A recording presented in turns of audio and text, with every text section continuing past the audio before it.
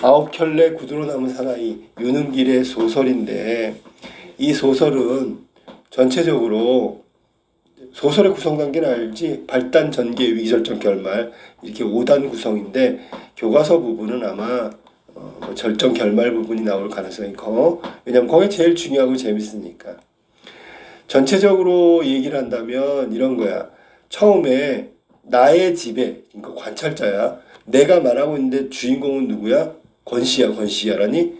자, 내가 관찰자인데 나의 집에 문간방에 권씨 가족이 전세를 들어와. 그러니까 방을 빌려준 거지, 그지? 그러왔는데 권씨는 있잖아. 사실은 나중에 보니까 전과자야. 경제적 능력도 없어. 응? 그러니까 뭐 월세도 싸긴 하지만 전세, 그러니까 집세도 싸긴 하지만 나중에 보니까 애도 뭐 둘이라고 했는데 셋이었나? 뭐 아무튼 이런 식으로 문제가 있었어. 근데 이 사람이 권 씨가 하는 행동 중에 좀 이상한 게 있었어. 뭐냐면 구두 있잖아. 자기 구두를 열심히 닦아. 광을 내. 나중에 얘기할 필요 없네. 이 구두는 있잖아. 이 권 씨의 마지막 자존심이며 그러니까 옛날에 전과자가 되기 전에 그 잘 나갔을 때 양복 입고 출근하고 이럴 때요. 신던 구두야, 구두.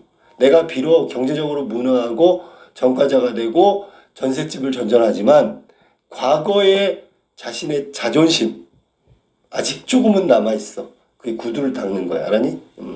그게 구두를 닦는 행위를 한단 말이야. 근데 어떤 일이 벌어지냐면 권씨 아내가 임신을 해. 그래가지고 임신을 해가지고 이제 출산을 할 때가 된 거야. 그럼 뭐 아기를 낳아야 되니까 병원에서 수술을 해야 되는데 수술비가 없는 거야. 그러니까 나를 찾아온 거지. 알았냐? 근데 나를 찾아왔는데 수술비를 빌려달라고 하는데 돈이 없어. 어떻게 해서 꿔가지고 줬어. 이유는 뭐냐면 어차피 이 권 씨가 안 갚아도 전세 보증금 있잖아. 그거 생각하고 또 권 씨 아내가 수술을 해야 된다는데 급한 상황이니까 그래서 돈을 빌려준단 말이야.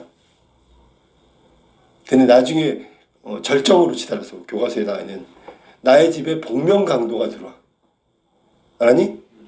근데 들어와가지고 이 권씨인 거지, 그지? 우리는 알다시피. 근데 그 상황에서 내가 권씨가 복면강도라는 걸 눈치챈단 말이야. 왜냐면 권씨가 있잖아. 칼을 들었나 모르는데 벌벌벌 떨어 이렇게. 뭐 그러면서 이제 강도질도 못하고 나가게 되는데 문을 못 찾아 막 이쪽이라고. 근데 나와가지고 문간방 있잖아. 글로 들어가려 그래. 그러면 내가 권씨입니다라는 걸 밝히는 거잖아. 아니라고 글로 아니 이쪽으로 가야 된다고. 마지막까지 좀 지켜주려고 너희가. 그래서 권씨가 아홉 켤레의 구두만 남긴 채 그 다음에 행방불명되는 게 끝이야. 이게 스토리야. 읽어봤으니까 알 거야. 그럼 아홉 켤레의 구두로 남은 사나이 제목 아까도 얘기했지만 시도 그렇고 문학작품은 제목이 되게 중요해. 아홉 켤레의 구두로 남은 사나이의 이 제목은 뭘까요? 그러면 바로 그 사내는 권씨를 말하는 거고 권씨는 항상 구두를 반짝반짝 닦는 것은 마지막 남은 자존심의 표현이란 말이야. 구두는 안동권씨, 대학 나온 사람 이런 자존심을 상징하는 거야. 자존심을 상징한다는 건 자존심을 항상 유지하는 거지. 구두를 닦으면서. 그 다음에 내 집에 복면강도로 들어왔잖아. 근데 강도로 들어왔는데 돈이 없어서 들어왔는데 돈도 못 뺏고 그냥 내상이라 그래. 내상. 자존심만 상한 채. 결국은 실제로 전과자가 된 이유도 무슨 죄를 저지른 게 아니고 입주권 때문에 그 입주권을 샀는데 이 아파트에 입주해야 되는데 그게 그 아파트가 제대로 지어지지 않는 거야. 막 그래가지고 데모하러 나갔다가 잡혀가지고 전과자가 됐거든. 알았어? 근데 지금은 뭐야? 복면강도까지 됐잖아. 그럼 대학 나오고 안동권 씨 뼈대 있는 집안에 자존심 강한 사람이 내상을 입었겠지, 상처를. 그러니까 그 자존심의 상처 때문에 행방불명이 된 거지. 알았어? 그리고 행방불명되고 남아있는 건 마지막 그의 자존심이었던 구두 9켤레밖에 없다는 거지. 이게 제목의 뜻이야. 알았니? 자, 윤은길의 9켤레 남은 사나이의 시점이 뭔지 알지? 나레이션을 누가 하느냐는 건데 내가 하는 거야. 근데 주인공은 권씨야. 그러면 1인칭 관찰자 시점이지. 이해됐어? 배경은 1970년대. 재개발 한창 있고 서울에서 외곽으로 밀려난 사람들이 모여 살게 돼서 생긴 도시 성남이다. 성남. 성남은 그래서 별로 안 좋은 도시야. 뭐가 안 좋으냐면 뭐 살기 안 좋다 이게 아니라 무계획으로 만들어진 도시야. 서울 변들이 그 가난한 사람들 있잖아. 서울에서 쫓겨나가지고 그냥 허벌판에 판자촌하고 물도 없고 길도 없고 그런 데서 해가지고 정착해서 만들어진 도시가 성남이란 말이야. 그러니까 막 길도 엉망이고 지금 뭐 정비 사업으로 좀 괜찮아졌을지도 있는데 아무튼 성남이란 도시의 탄생은 그렇게 됐는데 9켤레 구두로 담은 사나이의 배경이 바로 성남이다. 1970년대. 여기 이제 도시개발 과정에서 집단적으로 밀려난 가난한 사람들의 자존심에 관한 문제를 지금 다루고 있는 거야. 그럼 이 사람들은 자 질문. 이 소설 왜 썼을까? 그러면 권씨처럼 산업화 아니면은 이 개발 과정 중에서 본의 아니게 전과자가 되고 복면강도가 되는 삶의 수준이 확 추락해버렸잖아. 근데 그게 권씨 탓이야? 그건 아니라는 거지. 이렇게 개발이나 산업화 과정에서 이렇게 소외된 계층의 삶의 모습, 현실을 고발하고 있는 거야. 알았지? 자, 그러면 앞부분 줄거리 한번 볼래? 초등학교 교사인 나, 오 선생이고 새빵살이를 전전하다가 개발이 진행 중인 한 도시 주택가에 집을 장만하고 문간방에 새를 놓는다. 이 나, 오 선생이 바로 관찰자야. 알았니? 이 방에 권씨가 아내와 두 아이를 데리고 이사 온다. 그러니까 아이가 옛날에 아이가 많으면 방도 안 빌려줬는데 두 아이라 그래서 빌려줬어. 별로 내키진 않지만 근데 뱃속에 또 아기가 있는 거야. 권씨 가족은 통보도 없이 이사 오기로 한 날보다 앞서 이사 왔어. 약속한 전세금마저 다 내놓지 못해. 그거 봐봐. 이 오 선생 나 입장에서는 권씨가 탐탁하지가 않겠지. 봐봐. 아이도 많지요. 이사 날짜보다 일찍 왔지요. 전세금도 다 내지도 않지요. 게다가 권씨 아내는 아이를 임신한 상태야. 권씨는 이불 보따리 하나와 취사 도구뿐. 뭐 너무 가난한 거지. 궁색한 살림살이 속에서도 여러 켤레 구두만큼은 소중히 여기며 깨끗하게 닦아놓는다. 이게 아까 자존심이라 그랬잖아. 권씨가 이사 온 며칠 뒤 이순경이 나를 찾아와 권씨가 전과자니 그의 동태를 살펴달라는 부탁을 한다. 그 전과자는 아까도 얘기했지만 무슨 강도 절도를 하는 것이 아니라 자기 집 입주권에 대한 얘기를 하다가 데모하는 거기에 있다가 잡혀가서 전과자가 된 거야. 알았니? 잡아서 오니까 대학 나왔어. 이 사람 주동자 아니야? 뭐 이런 식으로. 알았니? 억울한 거지, 그치? 그러던 어느 날 나는 학생 집에 가정방문을 하다가 공사장에서 일하던 권씨를 우연히 만난다. 그날 밤 술에 취해 들어온 권씨는 왜 술 마셨겠어? 자존심 상해서. 알았니? 그러니까 자존심은 원래 인텔리였는데 공사장에서 막 일하는 거 보여주기 쉽지 않은데 뭐 우연히 보여주게 됐다는 거지. 권씨는 집을 마련하기 위해 분양받았던 땅 문제로 정부 정책에 항의하다가 소요의 주동자로 몰려 징역을 산 자신의 과거를 털어놓는다. 내가 전과자가 된 건 이런 거고 억울합니다. 뭐 이런 거겠지. 얼마 뒤에 집에서 아이를 낳으려던 권씨 아내는 진통이 길어져 한밤중에 병원으로 옮겨진다. 자, 이제 병원비 빌리러 오는 장면이야. 오후 수업이 시작된 바로 뒤에 뜻밖에도 권씨가 나를 찾아왔다. 생각지도 못했는데 때마침 나는 수업이 없어가지고 교무실에서 잡담이나 하고 있는 중이어서 수위로부터 연락을 받자 곧장 학교 정문으로 나갈 수 있었다. 자, 그럼 관찰자 5의 직업은 뭐야? 교사야, 교사. 바쁘실 텐데 이거 죄송합니다. 권 씨는 애써 웃는 낯이었고 왠지 사람이 전에 없이 퍽 수줍어 보였다. 느낌이야, 느낌. 그러니까 왜 애써 웃는 낯이었을까? 수줍어 보였을까? 우리가 알고 있지만 결과는 돈을 빌려왔기 때문에 그런 거야. 남한테 아쉬운 소리 해야 되니까. 나는 그 수줍음이 세 번째 아이의 아버지가 된 데서 오는 것일 거라고 좋은 쪽으로만 해석함으로써 연락을 받는 그 순간에 느낀 불안한 예감을 떨쳐버리려고 했어. 그러니까 이 나레이터 서술자 5도 연락을 받았어. 권씨 왔대. 뭐야, 안 좋은 일 있나? 아니야. 셋째 나서 좋아서 왔을 거야. 이런 식이지. 그냥 알았지 무슨 얘기지? 잘 됐습니까? 알고 있네. 아이를 낳는 거니까.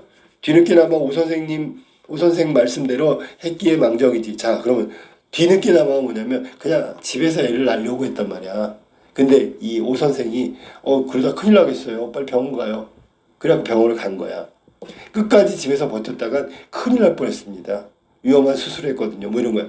녀석인지 년인지는 모르지만 아들인지 딸인지 모르지만 못난 애비 혼 좀 나라고 영 애를 먹이더군요. 빨리빨리 판단 못하고 가난하고 이런 애비라고 스스로 얘기한 거지, 그지? 권 씨는 수줍게 웃으며 길바닥 위에다 발뿌리로 뜬모를 글씨인지 그림인지 자꾸 그렸다. 아마 그 글씨는 돈 이런 걸 거야. 마음속에는 돈 좀 빌려주세요 이건데 말은 못하고 지금 그 상황에서 뭔가를 표현한다면 아마 돈이 필요한 돈 뭐 이런 거겠지, 그지? 먼지가 풀풀 이는 언덕길을 터벌터벌 올라왔을 터인데도 그의 그돈 놀랄 만큼 반짝거렸다. 이거 아까 자존심이라 했으니까 아직도 자존심은 남아있는 거지, 그지? 나를 기다린 동안 틀림없이 바지가랑이 뒤쪽에다가 양쪽 발을 번갈아 가며 문지르고 있었을 것이다. 그러니까 이렇게 닦고 있었다는 거지. 알았니? 10만 원 가까이 빌릴 수 없을까요? 자, 결론은 돈 빌리러 왔네.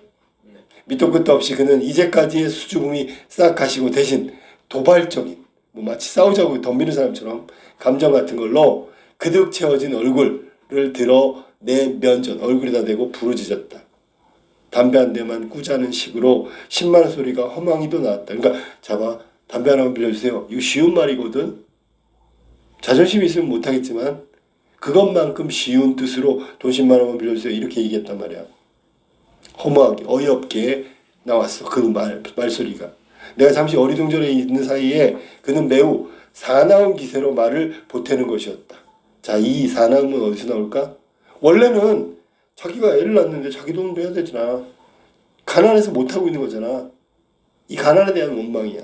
본인에 대한 원망이라고. 그게 이제 어떻게 되냐면 말로 나올 때 약간 분노에 가까운 말로 나온 거지. 실제로 오 선생한테 분노하는 건 아닌데 돈이 없음, 돈을 빌리는 자신 이런 거에 대한 분노겠지. 그 다음 수술해야 된답니다.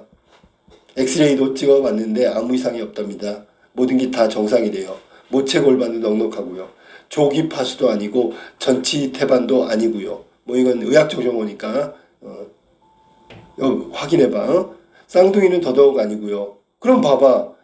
이 겉으로 검사하고 뭐하고 해야 되는데 겉으로 봐서 의사의 얘기에 따르면 문제는 없어. 근데 잘 모르겠어. 그러면 수술해야지.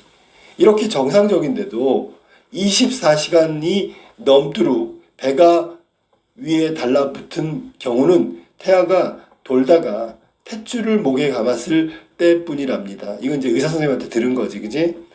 그러니까 탯줄을 목에 감으면 어떻게 돼? 이게 질식할 거 아니야. 그러니까 빨리 수술해야 된다. 제기랄. 탯줄을 목에 감았다는군요. 빨리 손을 쓰지 않으면 빨리 수습하지 않으면 손이라는 건 여기선 대책, 수습 뭐 이런 거야. 산모나 태아나 모두 위험하대요. 대자가 아이로 돼 있잖아. 이건 남의 말을 전할 때 쓰는 거야. 알았니? 누가 뭐라고 하대요 라고 할 때는 아이의 애를 써야 되는 거야. 결국 아내 수술비를 빌려온 거지. 10만 원은 바로 그 돈이야.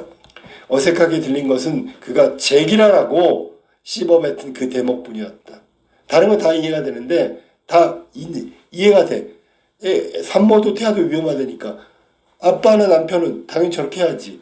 근데 평소에 안 하던 말을 썼단 말이야. 제기랄. F로 시작하는 거 한 거야. 어? 평상시에 권씨답지 않은 그 말만 빼고는 그럴 수 없이 진지한 이야기였다. 아니다. 자기가 바로 그랬어. 그가 처음으로 점잖지 못한 그 말을 사용했기 때문에 내 귀엔 더욱더 진지하게 들렸을지 모른다. 어떤 사람이 안 하던 행동을 했어. 그것도 어울리지 않는 걸. 그러면 더 인상적이지. 나는 한동안 망설이지 않을 수 없었다.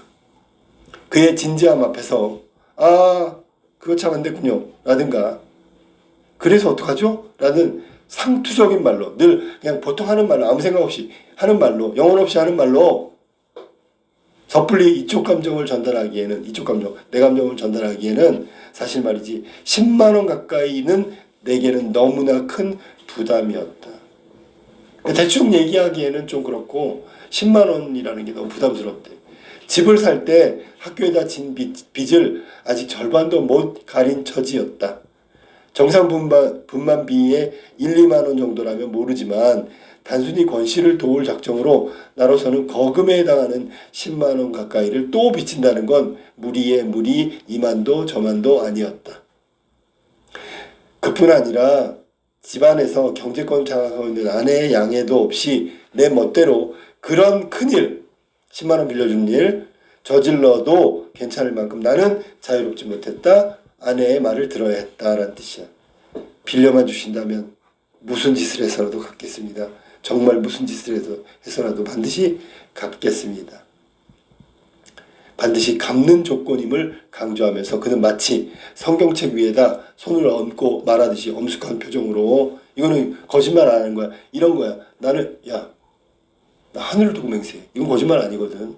성경책 위에 두고 성경책 하나님께 맹세. 이것도 거짓말이 아니거든. 엄숙한 표정으로 했어.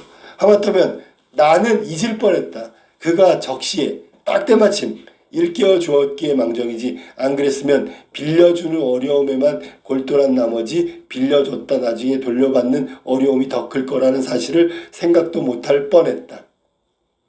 그러니까 저렇게 행동 안 했으면 그래 빌려줄게 이러고 끝났을 텐데 저렇게 손을 얹고 엄숙히 말하니까 정신 차린 거야. 무슨 정신 차리냐면 이거 빌려주는 게 문제가 아니라 나중에 받는 게 더 큰 문제인데 이런 생각을 하게 한 거야. 그렇다. 끼니조차 감당 못하는 주제에 막벌이가 아니면 어쩌다 간간히 얻어걸리는 출판사 싸구려 번역일을 가지고 어느 해에 빚을 갚을 것인가. 막벌이는 닥치는 대로 하는 일이거든. 그것도 없어. 그냥 간간이니까 어쩌다 하나 얻어걸리는 거지. 그거 해갖고는 번역해갖고는 빚을 갚을 수 없어. 책임에 따른 동정은 피하는 게 상책이었다. 무슨 뜻이야? 나중에 그 책임을 다 내가 져야 되고 못 받을 수도 있단 말이야. 그냥 안 됐다 가련함, 불쌍함 때문에 일을 저질렀다가는 안 된다는 거지. 알았어? 그리고 이왕 피할 바엔 저쪽에서 감히 두 말을 못하도록 야멸차게 굴 필요가 있었다. 단호하게 거절을 해야 된다. 미적미적하면 안 된다. 그런 얘기야. 병원 이름 뭐죠? 원산부인과입니다. 지금 내용편의 현금은 어렵군요. 원장한테 바로 전화 걸어서 내가 보증을 서마하고 약속할 테니까 권 선생도 다시 한번 매달려 보세요. 의사도 사람인데 설마 사람을 생으로 죽게 하겠습니까? 달리 변통할 마련할 구멍이 없으시다면 그렇게 해보세요. 이제 돈 빌려주는 거 대신에 의사한테 보증서 주겠다, 전화하겠다 그런 거야. 알았니? 그러면 이거는 거절하는 거지. 일단 돈 빌려주는 건 거절한 거야. 그 다음에 방법이 있다면 그거밖에 없다라고 방법을 제시한 거야. 알았니? 내 대답이 지나치게 더디 나올 때 이미 눈치챈 모양이었다.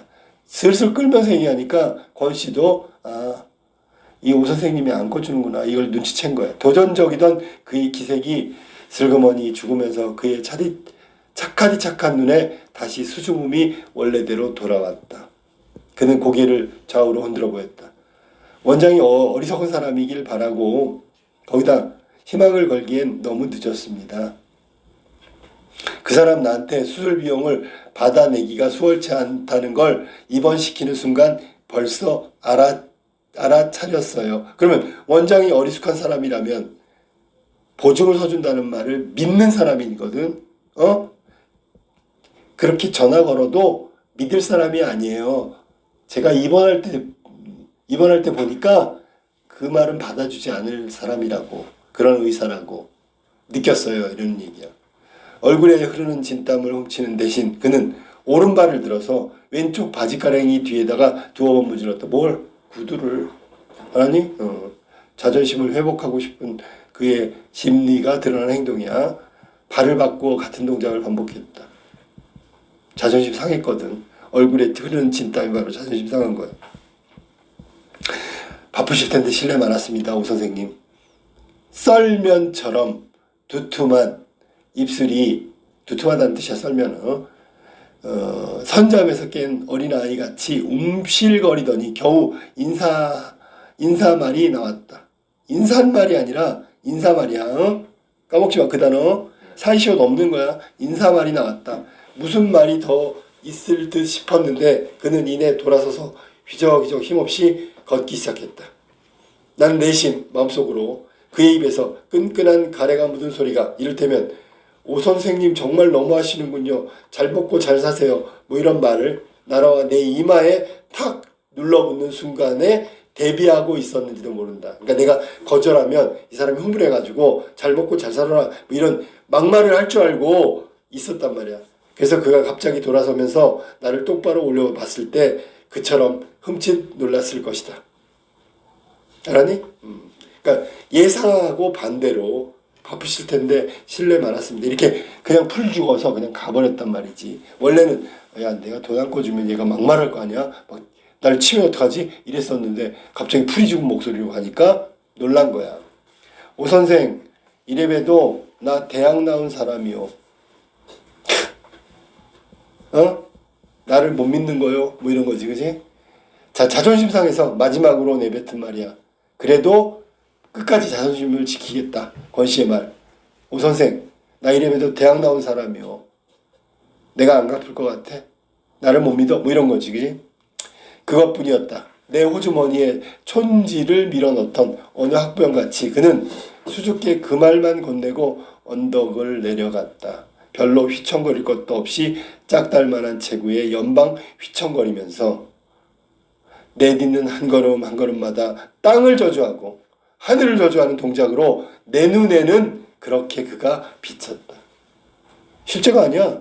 관찰자인 내가 생각할 때 저 짝달만한 키 휘청거릴 것도 없는 사람이 휘청휘청하면서 아마 하늘과 땅에 저주, 악담을 하면서 내려가는 것 같은 생각이 들었어. 산 곱팽이를 돌아 그의 모습이 벌거벗은 황토의 언덕 저쪽으로 사라지는 그 순간 찰나 나는 뛰어가서 그를 부르고 싶은 충동이 느꼈다. 이유는 뭘까? 저 사람한테 미안한 거지. 내가 너무 심하게 한 건가? 내가 거절하면 안 되는 것을 또 거절했나? 뭐 이런 거야. 그 뒤에서 바라보는 그 모습을 보면서 연민과 동정이라는 그 감정이 생긴 거야. 그래서 충동이 생겼어. 돌팔매질을 하다가 말고 뒤집혀진 3륜차의 차로 달려들어 아기아기 참외를 깨물어 먹는 군중을 목격했을 때 당시의 권씨처럼 이건 완전히 나체구나 하는 느낌이 팍 들었다. 그러니까 권씨가 있잖아. 지금 보여준 모습은 정말 뭐 자존심이나 뭐 이런 게 아니라 가식이 하나도 없는 원래 권씨의 모습이 저 모습이었는데 그럼 봐봐. 인간적으로 봐봐. 저 사람이 상대방 권씨가 나한테 인간적으로 창피한 거 이런 거 다 무릅쓰고 자기 거를 다 꺼내줬어. 보여줬다고. 근데 나는 어떻게 했냐? 거절했잖아. 그러니까 스스로 생각했을 때 좀 뭐랄까 내가 너무한 거 아닌가라는 생각이 드는 거야. 그리고 내가 그에게 암만 빚을 지고 있음을 퍼뜩 깨달았다. 그건 바로 전셋돈도 일종의 빚이라면 빚이었다. 왜 더 좀 일찍이 그 생각을 못했는지 모른다. 내가 꿔주는 게 아니라 내가 빚지고 있으니까 그 빚을 갚는 거라고 생각하면 마음이 편하잖아. 그건 돌려받는 거에 대한 것도 걱정 안 해도 되고. 봐봐. 전세 보증금을 받았어.